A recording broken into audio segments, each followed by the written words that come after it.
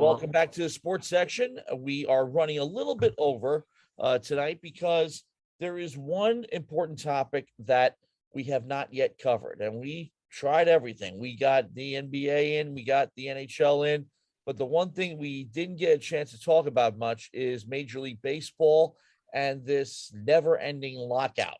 Already, pitchers and catchers has been delayed.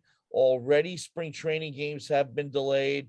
And there seems to be no end in sight, although both sides have pledged to sit down in marathon meetings this coming week until something's hammered out. And still, the fans don't understand. They're paying stupid amounts of money for tickets, stupid amounts of money for merchandise, and the players are making the cash as well.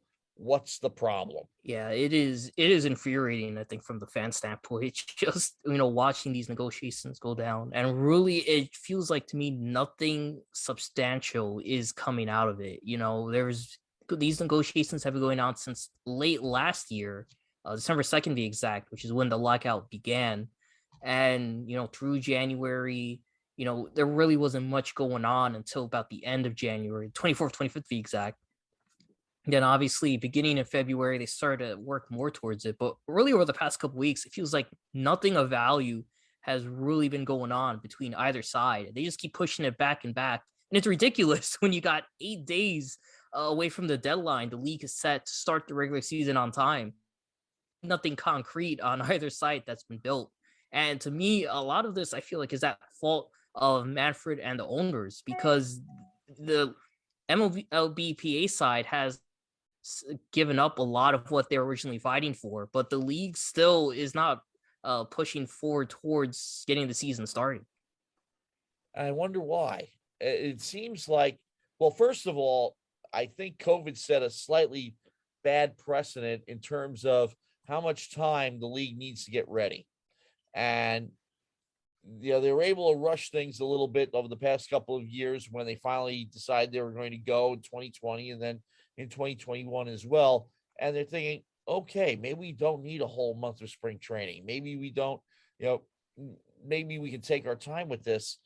And again, it's not necessarily about the major league players. It has a lot to do with the minor leagues as well. And it seems like MLB is hell-bent on killing the minor leagues to begin with. It's like they want to put everybody through the colleges because they don't have to pay them. Yeah, and I think this is really going to become more and more highlighted in just really, the news outlets, because Olympics over, NFL over, NHL and basketball all-star games over. This is not going to become a major talking point that's going to get, I think, everybody heated. It's one thing to be talking about the strike or the lockout in December. It's another thing when you start talking about it in March. Right. Because you become more focused on missing out of the games that we want to see and the players that we want to watch play. So that's going to become the angst. And after what occurred in the 90s, to have this happen again would be devastating, I think, for baseball. Yeah. Well, also, y'all saw it up front. I think the impact it had. You guys definitely speak from experience, but just watching it back and just seeing the history of it all. Right, the '94 strike hits the league. Its image takes a big hit. Obviously, you see the NBA, NHL, football thrive during its absence. Missing that last half of the season, and look what it took for the league, I think, to get back to a favorable light. It took the steroid era happening, and it took, as you said, the race between McGuire and Sosa, and then obviously Barry Bonds and his home run antics and his home run hitting to really get the league back to a favorable light. And you see those guys now paying a price for that in the sense of their absence in the Hall of Fame and the history books to a lot of folks' eyes looking back during that time. You miss a full season like we're potentially on the precipice of seeing now. How are you going to have these stars, these MLB players, shine in the limelight to that level that they were previously at, Matt? It can be argued that all the leagues that have had strikes and lockouts never really recovered from them. They took a step back that they never really made up for. And as a member of the media covering all four of these leagues, I can see where that argument is made. Some people believe that baseball never really recovered from 1994. In fact, it certainly didn't recover in Montreal. It wound up in Washington.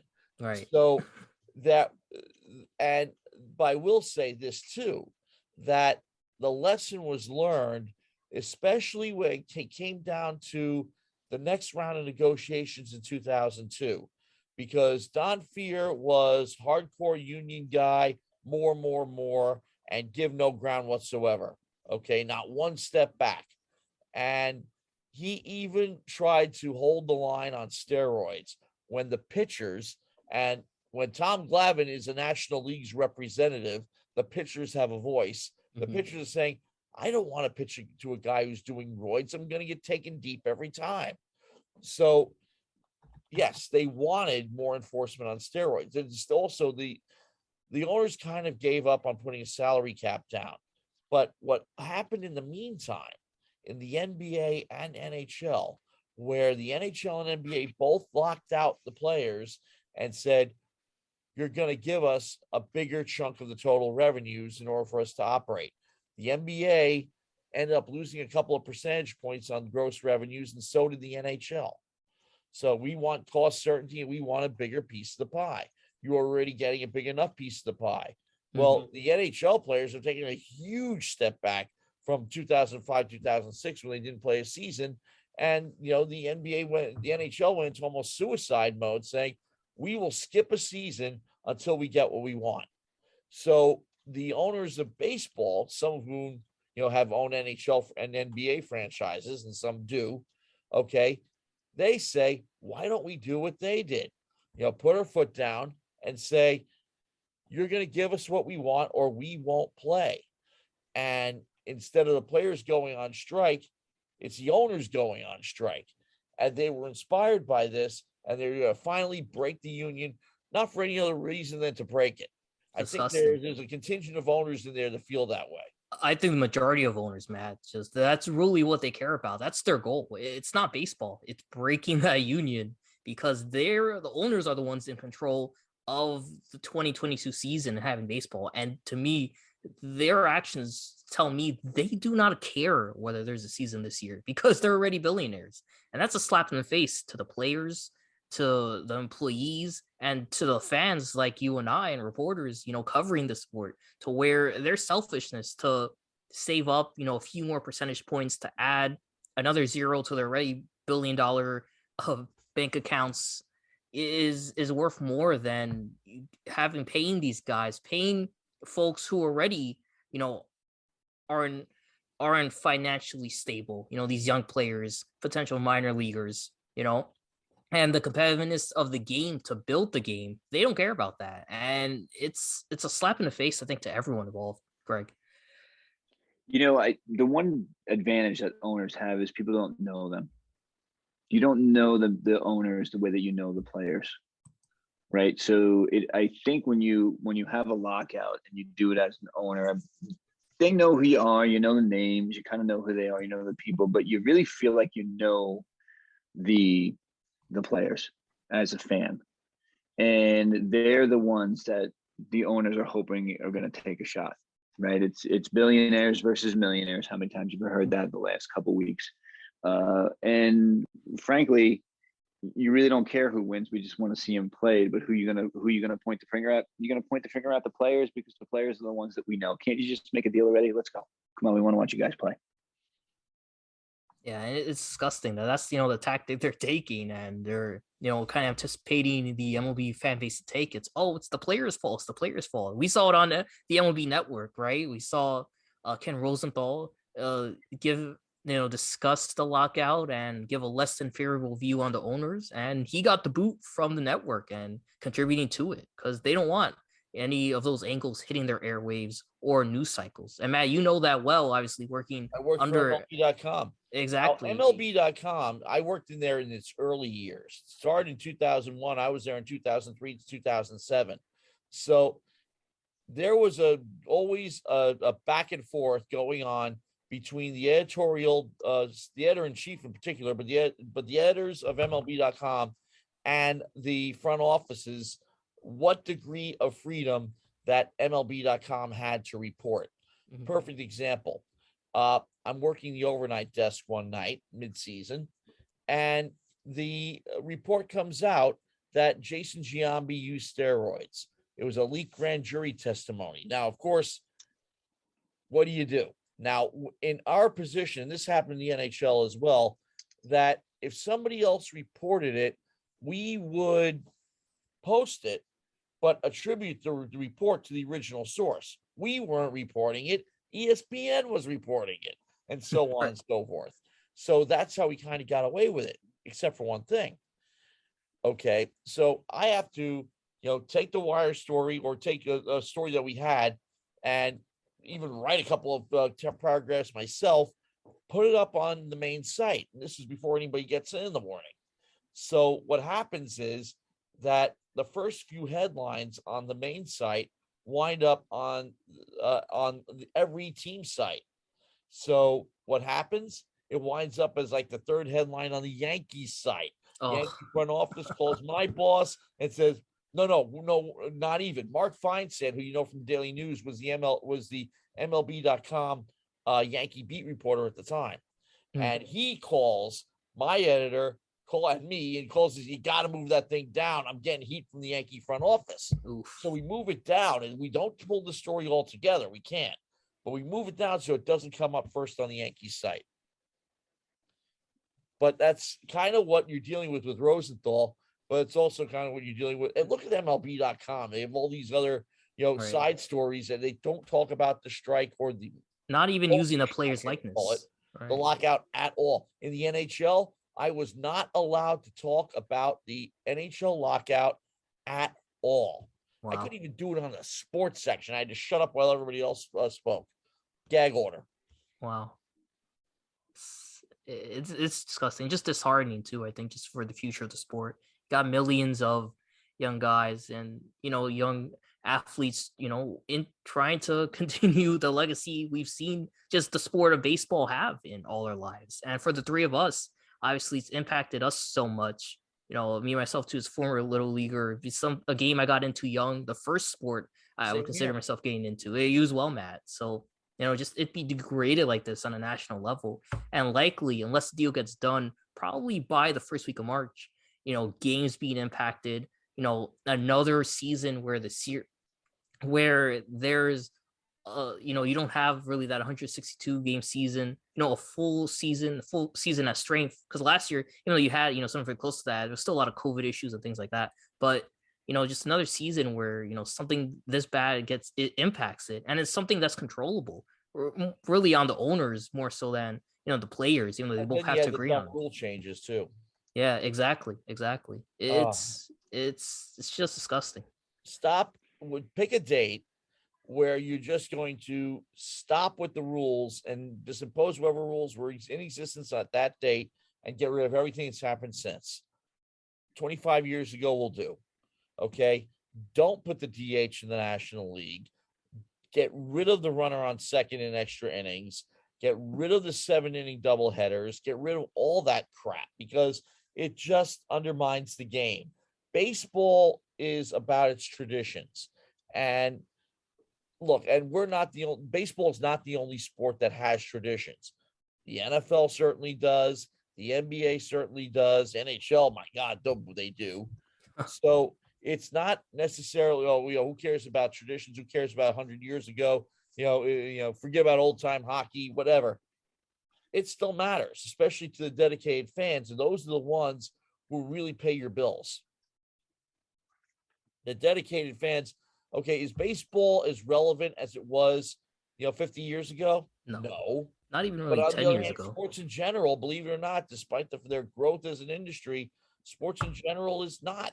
There are millions and millions of people who will watch the Super Bowl, and it's the only football game they'll watch all year. And they won't even watch the game; they'll watch the commercials. Or the World Series too. Just that's always the most watched event, and for a good number of folks, that's the only baseball they're watching. And people sleepwalk through the NBA season until the playoffs start. Right, exactly. Yeah. You have your fans. There's no doubt about that. You have your people who follow every game. Yeah. Now they say gambling improves that because people have to follow every game because they have money riding on it. Right. Fantasy sports definitely increase people's knowledge of the game league Oh, wide. yes. But the bottom line remains is that we have so many other things to do entertainment wise that, the running joke was if Henrik Lundqvist played in Montreal, he wouldn't be able to walk down the street. Henrik Lundqvist played in New York and he could. Mhm. And well, one thing everybody knew he was, and he still could. I Right. remember running into Brian Leach in a bar, and the bartender did not have one clue who he was. Oof. That's tough miss. But that's Yeah, that's the other thing too, and Greg, I'm sure we could add it to it as well. Is like if baseball is not being played, let's say there is no baseball season, what sport takes its place? Would it be the NHL? Would it be the NBA seeing increased viewership? Would it be NFL college pretty much baseball has. or college lacrosse? Maybe. Well, in the summertime, first of all, baseball's not going away. It's only going to be, this is only a little bump in the road. The question is how much damage will that bump in the road do? I don't know if you know about the TV series Brockmire. Basically, it's Hank Azaria playing the major league broadcaster. It's it's incredibly funny and kind of really, really raunchy too. But in his second season, it's 20 years in the future, and he becomes commissioner of baseball, and he has to deal with the absolute irrelevance of the game. It still exists, but nobody cares about it. And it's kind of like a harbinger for the future that this is where baseball is going. Right. If it doesn't do something. And look, baseball can go the way of hockey, where it has its core of dedicated fans, and there's going to be a pipeline of talent. There's always going to be college baseball. The minor leagues, I don't know what direction they're going to go in because MLB doesn't seem to want anything to do with them. Right. But it's still going to exist. And because it plays twice as many games as any other major sport, it's going to command more money. There's more money to be made. There are more events. So, and the other big, very important thing is that your career lasts longer. Okay. Absolutely. Yes. If you choose baseball as a sport. And, but on the other hand, I remember asking Dave Winfield the question because he had been drafted in every major sport, but the NHL, NBA, and NFL as well. Said you had a choice of what sport you wanted to play professionally. 30 years later, would you have still chosen baseball? And he said, good question, but I probably would have chosen baseball. And he had a nice long career. Yeah, and it's just tough for me too. Just it's gonna be tough, I think, just for the talent pool because you're seeing these limits the league's imposing and wants to further impose. Because number one, I would just go back to 2020. The league axed 42 minor league teams. There's only about 120 affiliates so far for the MLB clubs. Now they're limiting the number of minor leaguers on the team's rosters. They don't want to pay them. Yeah, 180. They want to lower it to as little as 150, and probably want to go even further. Which is just having that ability to eliminate hundreds of minor league players. It's insane for really savings that if you're a billionaire, it's just a drop in a pond. It's really not something substantial, and it just again kills that potential talent pool you have to where there's less and less opportunities. It really is a sorry state right now, and it doesn't have to be because the money is there. Money is still being spent. The franchises are worth billions, and you're in a place financially, at the very least, that's probably the best you've ever been. Right. And to go and shoot yourself in the foot like this over what? Over power, over kids in the sandbox. It's ridiculous. Right. And it's incredible how childish people can get when lots of money is involved. But you hope that it gets resolved soon and people finally come to their senses. But here's the other thing. Okay, Faye Vincent was consulted on this. He said he doesn't watch baseball anymore. Well, I don't want to hear that. Right. Every people say I'm not going to watch baseball because they make too much money. They were saying that in the 70s. Yes, absolutely. It's just insane to me. really the argument should be how much more you're paying these minor league players and incentivizing them so they could, not only do this for a living and be able to afford it and, have that support, but also just to incentivize other potential players to invest and try and become players, so you can increase that talent pool. So you're seeing the opposite to where it's really almost becoming this private club just based on, it's kind of like what we see in hockey to where it takes so much just to get a start in hockey because of the equipment you need and the training you need to invest yourself in as opposed to baseball. That's always been the problem. And there have been, especially in Canada, there have been a lot of organizations that try to offset that, especially with urban kids and also kids from the First Nations and stuff like that. Ted Nolan, who is a native Canadian himself, was very, very active in that, and I believe still is. And hockey is an expensive sport for two reasons. Number one, the equipment. Number two, rink time. But if you have a frozen pond out back, that does help. If you live in rural Canada in the dead of winter where it's minus 30 or something like right? that. Yeah. Yeah, it's just a shame watching it all. Greg, I don't blame you. That I had a loss for words for a lot of this. Yeah, you know what? It's funny because I was taking a lot of it in. I didn't recognize how big of a chunk they wanted to take out of the minor league. So that was it's really insane, right? Yeah, it was really a lot for me to kind of take in, and then to recognize what that means down the line as well too.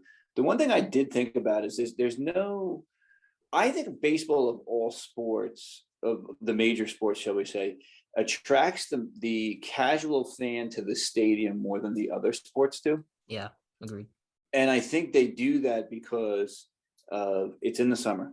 Most people have time free. You're good with leaving your house in the summer. It's not like today you have to leave your house and it's 20 degrees outside and I'm going to go to the next game. It's going to be freezing and I got to take, when you go to a baseball game and then you're outside, the weather's gorgeous and the whole bit. So I think they're really shooting themselves in the foot on that one because they're going to lose the casual fan again. And then it's another generation of baseball fans or the casual baseball fans that would go to 2 or maybe 3 games a season and watch a couple games outside of the World Series during the year. They're going to lose that fan and they're going to go somewhere else, especially in New York, right? Because there is so much for us to do in New York. There's another thing about baseball, and it is a game that takes on a leisurely pace compared to, let's say, basketball, and you can watch it and carry on a conversation with somebody. As a matter of fact, when you broadcast games, you're doing that. What was it? We've been doing that, I feel like, from the sports section forever, right? Watching Sunday Night Baseball and, talking about Stony Brook baseball. Right. And also when you're broadcasting baseball games, Stony Brook baseball games, you're telling stories and stuff like that between pitches. And that's why it's always good when you're doing your game prep to have all kinds of factoids about all the players on the field because you can dick them up at will. But it is part of it. And the people who are best at that are your best broadcasters. Even the Vince Scully tells stories and everything like that. So you've got that different vibe. And some people say, oh, baseball is so boring. So you just don't get it. You just don't get into the flow with the game. It is my favorite sport to listen to on the radio, baseball. Exactly. It is like you have 2 of your best friends over and you're just listening to their stories and enjoying them. And you're right about being able to, you got 2 or 3 things going on and you got the game on and you're listening and it's great in that casual fashion. And then what's interesting about baseball as well too is what the most fans or some fans will say what you don't like about it in July is what you love about it in October. Is that how you're hanging on every pitch in the championship series and in the World Series, right? So but I think it's going to hurt baseball again because you're going to lose the casual fan again. And at what depths is Major League Baseball willing to go to this time to get some of those casual fans back like they did with the steroids era and the home runs fiasco stuff I think they're still living with now. They got a lot of fans back with the Cubs winning in 2016. They got a lot of fans back with the Dodgers winning in 2020.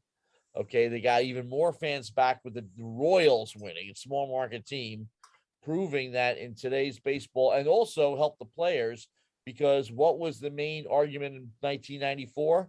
That baseball needed a salary cap. There's still people who believe that.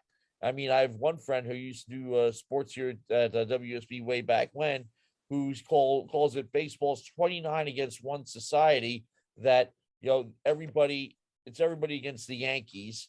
And, middle finger locked in upright position, because I personally believe, I mean, look, Yankee fans don't care.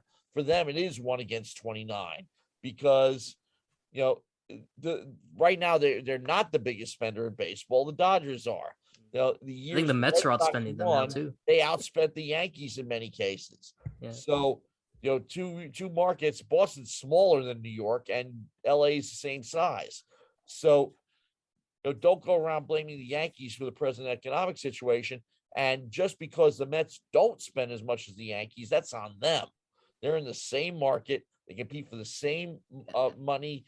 They have their own dedicated base of fans.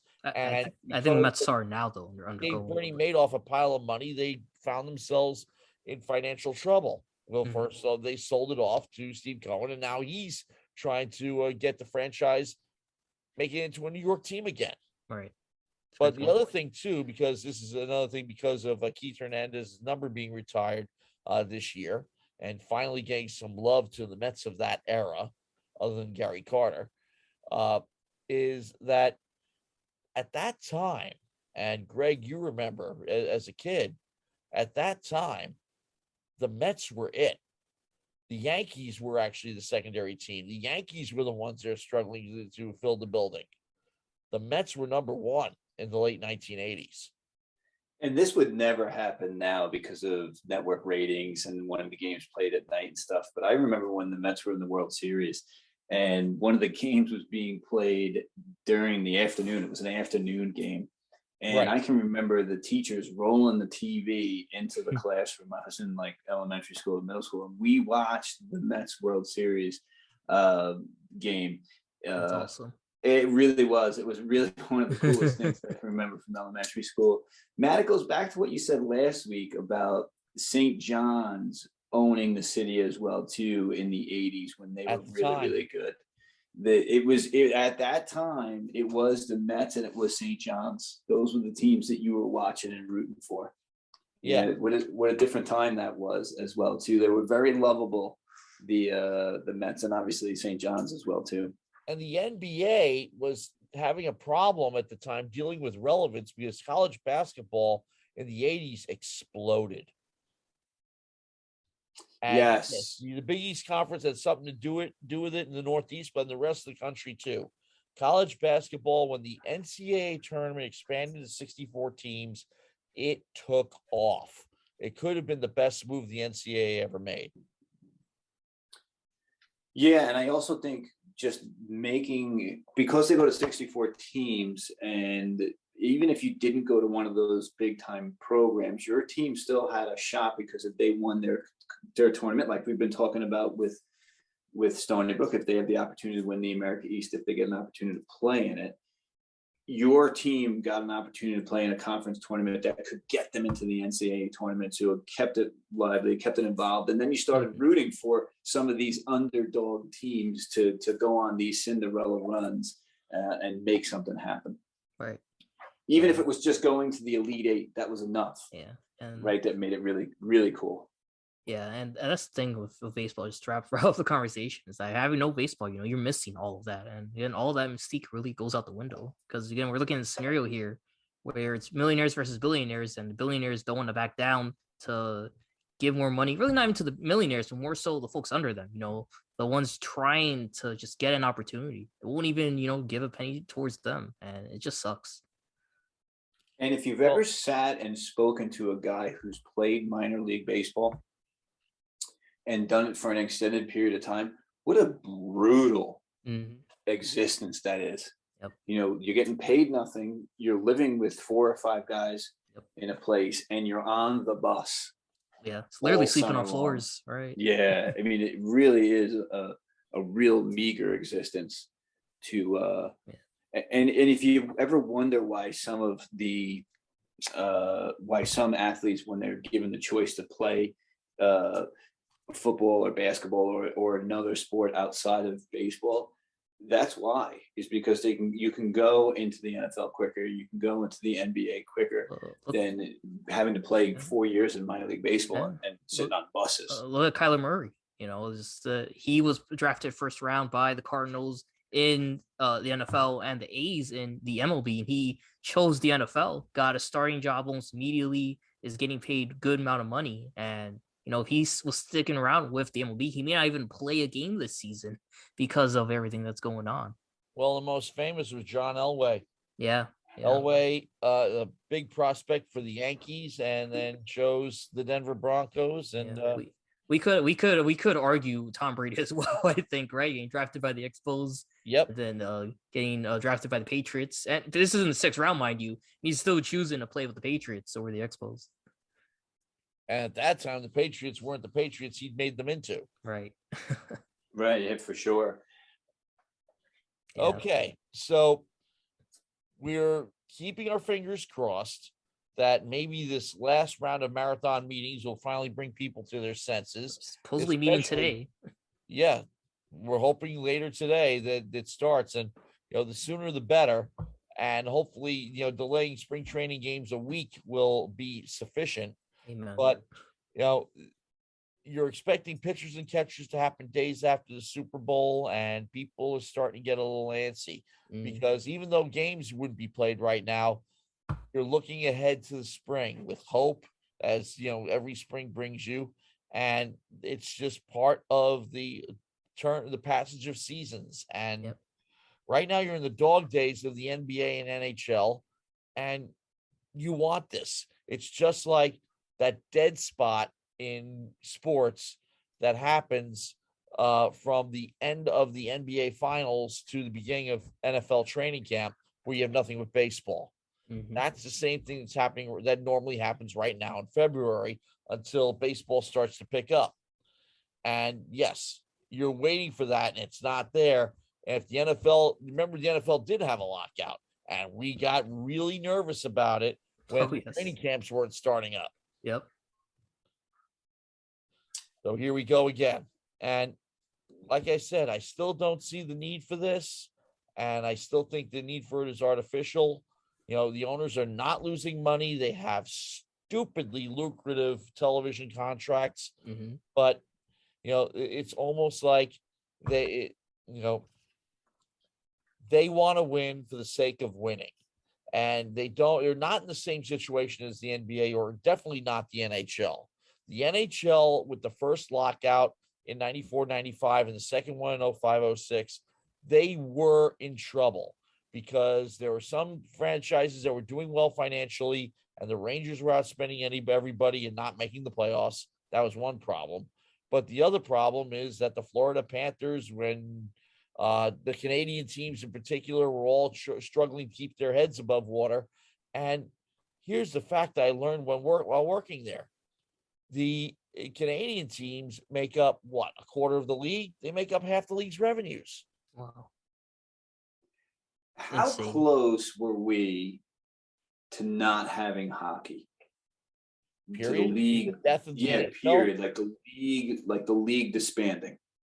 If we were not, because the NHL had prepared for the season not to be played at all, and the owners banked almost like a strike fund, and they were ready for it.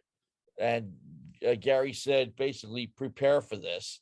So they saved money by laying people off and things like that, and rehiring them, those who hadn't gotten other jobs when the game resumed. But the big hurt that was put on them was not necessarily that. It was the perfect example of one night the Devils are playing the Carolina Hurricanes a couple of years after the strike, and I've got the coach, Paul Maurice, all to myself. Why? Because the Carolina media did not send anybody on the road trip. Prior to that, everybody went.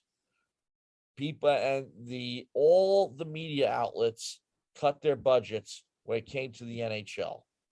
fewer writers traveled, fewer TV people traveled, and that's where it was felt.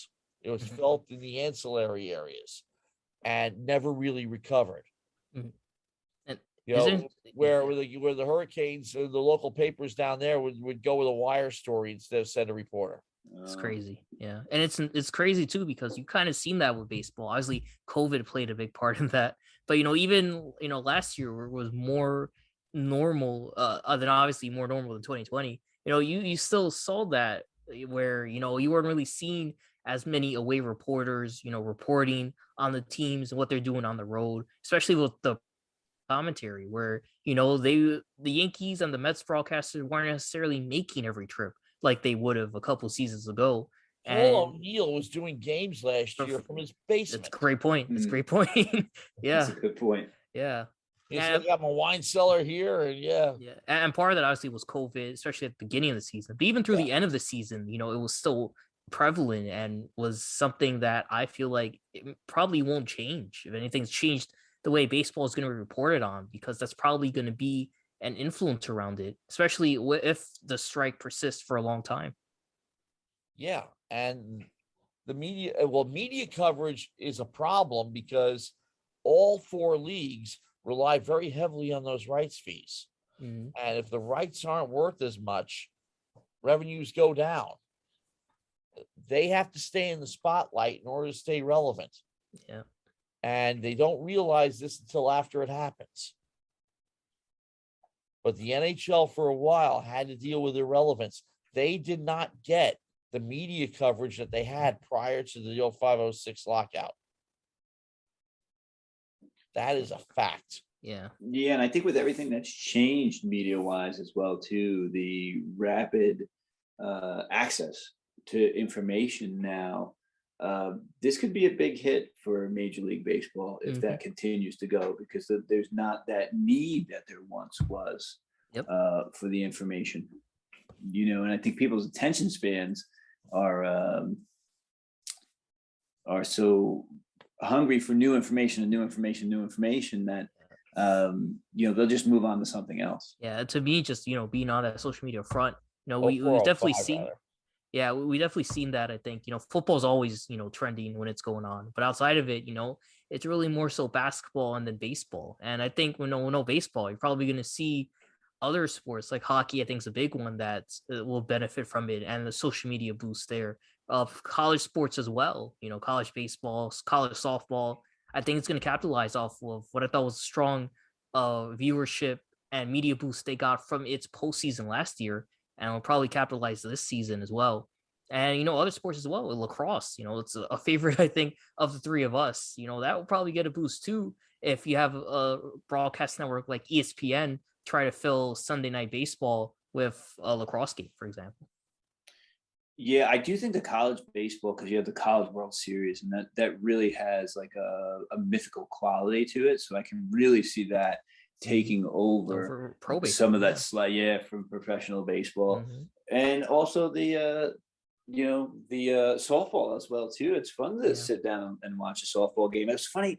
I was watching a game, a softball game last year, and I knew a young like a teenager that was about to go off to college. He was going to play baseball in college, and I was like, "Wow, were you watching the softball World Series yesterday? Did you see that one girl just get her hips around him? Once she hit that ball, she knew." And he was like, "Oh yeah, I saw that. That was unbelievable." So there is the popularity out there. So if there's a vacuum, they're going to jump into that vacuum, and another sport is going to take it. They're going to jump into that vacuum and take that publicity. Yeah. For a final point, if we wrap it up, it'd be pretty funny. You really want to stick it to the owners. Get minor league baseball popular. Right. Well, yeah, independent minor league baseball in particular. As a matter of fact, that did get some popularity thanks to the original '94 strike. But I kept saying 05-06 for the NHL. It's 04-05, obviously. But let me give you an idea of what things were like back then. Before that lockout, 76% of NHL clubs' revenues were spent on team salaries, and that was negotiated down to 54% as part of the cap. Wow. And they now negotiated down further in 12-13. That's crazy. But at least that was not a complete lockout. We did get half the season in, Right. and we didn't get laid off from work, because I knew Biggest a few plus. people who were there in 04, 05 who did get laid off, and then some got rehired.